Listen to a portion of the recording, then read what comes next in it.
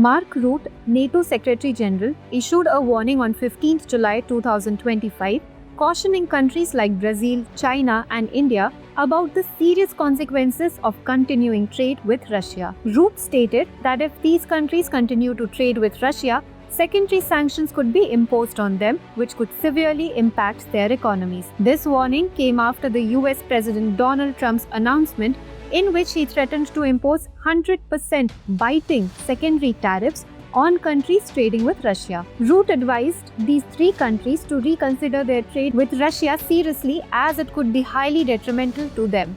He said, "If you live in Beijing, Delhi, or if you are the president of Brazil, you need to take this seriously."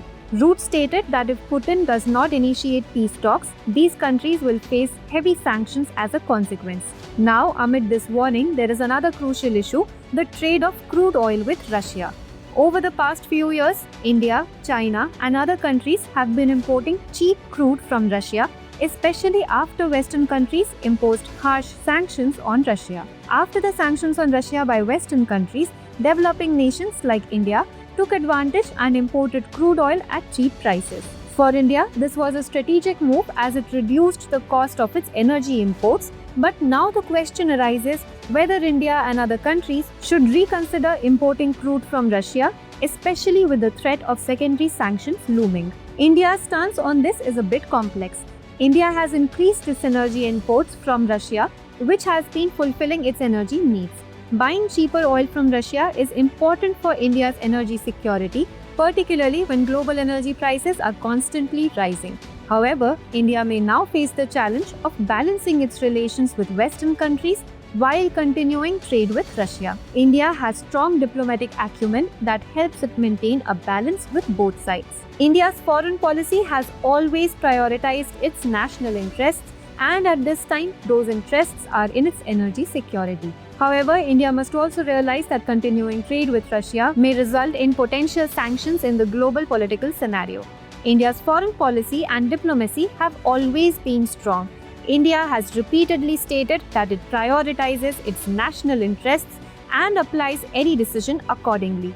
The decision to import cheaper oil from Russia has always been justified by India in the context of energy security, especially when international energy prices are rising. But since the Ukraine war began, India has faced global pressure.